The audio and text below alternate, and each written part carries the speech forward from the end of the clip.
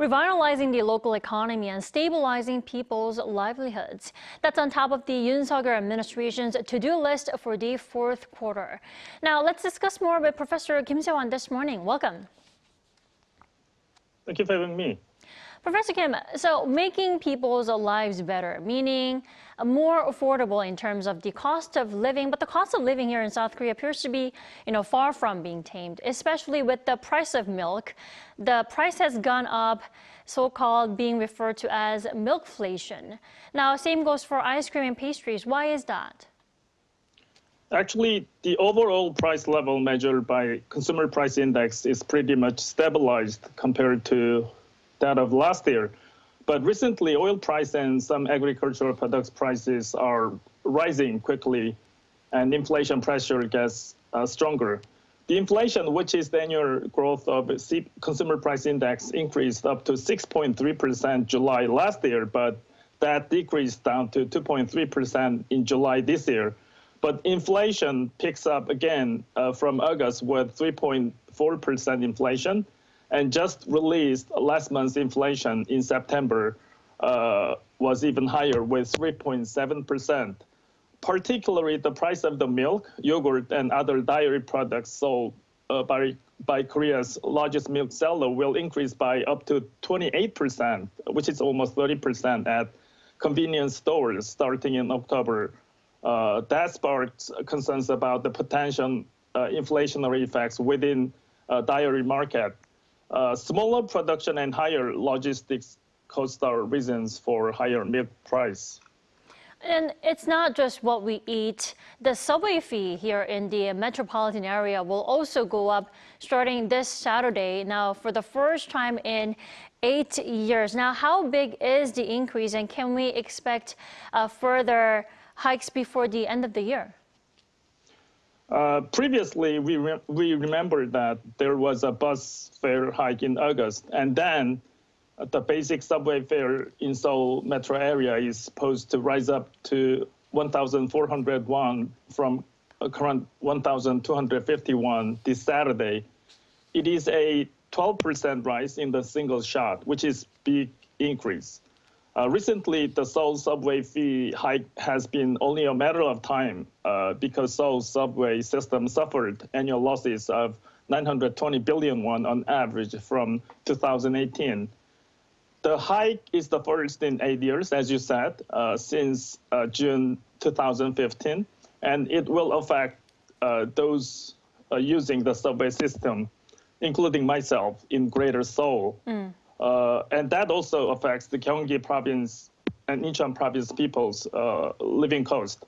But those aged 5 or younger or 65 or older may travel through the subway system free of charge after fare hike plan. Right, the government has a long pledge to stabilize people's livelihoods, but the dairy products are going up, especially eggs and milk that we eat on a daily basis, and plus public transportation fees going up too. Now, how can the government actually work to tame the pricey cost of living? That is a tough question, but Korean inflation is much affected by foreign factors like international oil price, the war in Ukraine, and agricultural harvest in other countries like Australia and Brazil. All these are supply-side factors, which is not much controlled by Korean government. But Bank of Korea can stabilize the inflation by decreasing demand through raising its key interest rate, which is 3.5% as of now. But higher interest rate is likely to worsen economic growth by hurting people's income and employment. So we can say that Korean government is under squeezed situation between inflation and economic growth. Right, quite a tough situation there. Now, we're well into the last quarter of 2023. Can't believe we just have less than 3 months until the new year comes. But the country is still aiming for that 1.4 economic growth this year. Now, to do that, exports need to go up.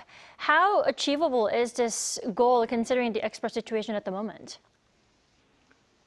Korean export fell for the 12th consecutive month in September, but the trade balance posted a $3.7 billion last month, it is the fourth straight month trade surplus for Korean economy.